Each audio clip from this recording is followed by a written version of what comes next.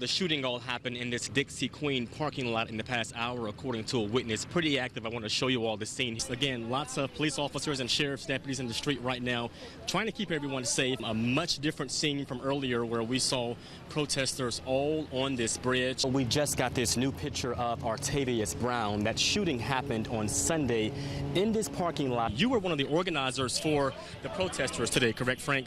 Tell me, how long were you actually on that bridge?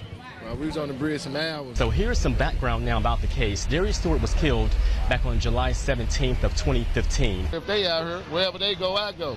Tell us what's your message. Our message, we want justice.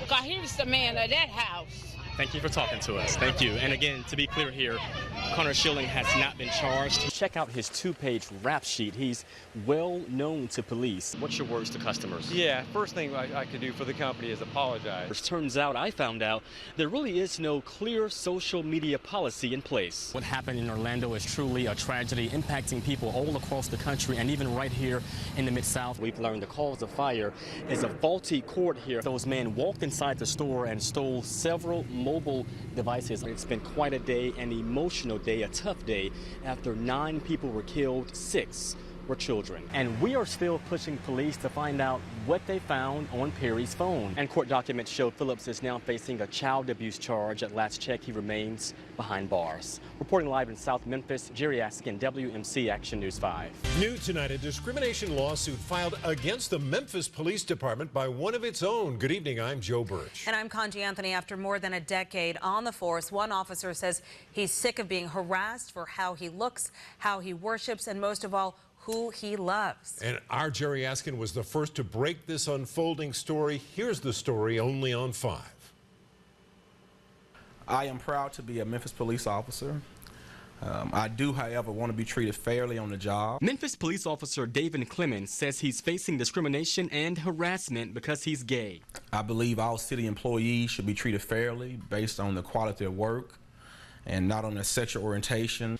He's filed this federal lawsuit which claims even lieutenants on the force have harassed him, targeted him, all because of his, quote, homosexual lifestyle, end quote. All happening, he says, after he became the LGBTQ liaison in fall 2014 to better foster relations between police and the community. And you can't do that. You can't treat people differently because they're gay. Clemens claims he was openly mocked after his engagement to another gay officer. A couple of the lieutenants at the police station got together with a group and watched the video at the police station and started making comments, negative comments, and laughing about. He says he's also been harassed on the job because of his religion. He's the COO of a church with openly gay members. He also claims he's been harassed for a disability that keeps him from shaving. He is not able to shave closely, and this has been known that he has this shaving profile, so he doesn't have to shave closely, and all of a sudden now that's not good enough. Now, according to this lawsuit, Clemens has been suspended twice and even fired once, but rehired after another lawsuit. Today, we asked more questions, but his lawyer would only allow him to read a 3-sentence statement. And I want to continue my career as a police officer without any interruption or discrimination. And back live here at Federal Court, we're told the city and MPD cannot comment on pending matters. Our calls today to the city attorney's office were not returned.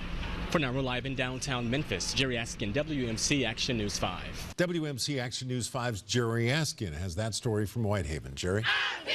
Holding signs and their voices loud and clear. No justice, no peace.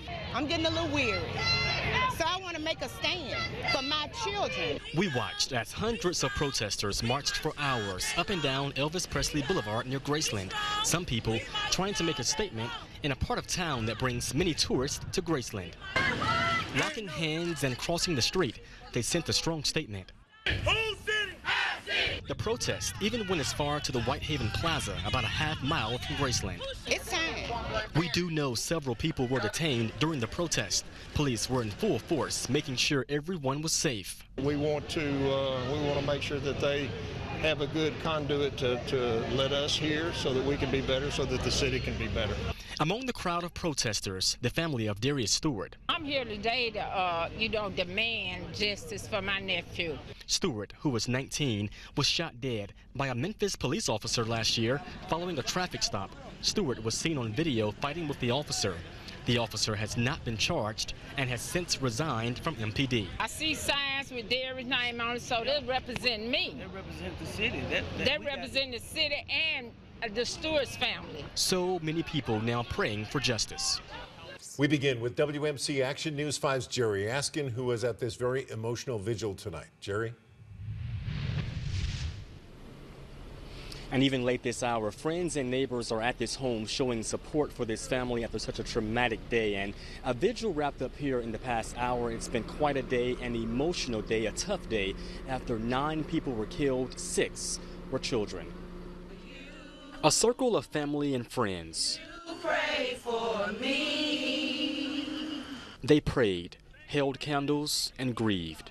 We'll come together, Father. An emotional gathering at the place where 9 people were killed when this South Memphis home caught fire early Monday morning. 6 of them were children. Investigators say a faulty cord to an AC unit sparked the blaze in the living room. I'm at a loss for words. I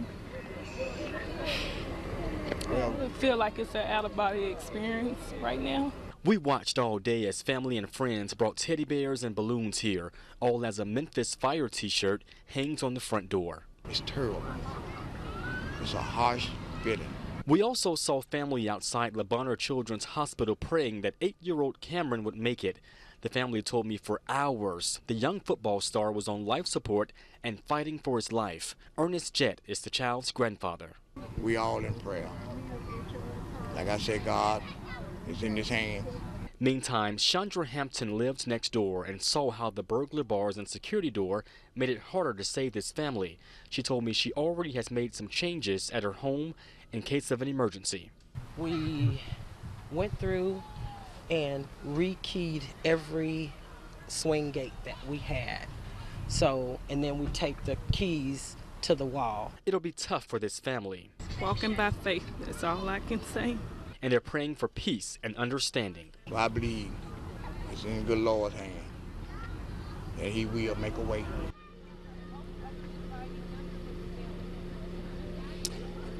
Now, at last check, this family told me 8-year-old Cameron Jett is still fighting for his life in the hospital on life support. Just such a sad, sad story. Of course, we'll keep you all posted on his condition.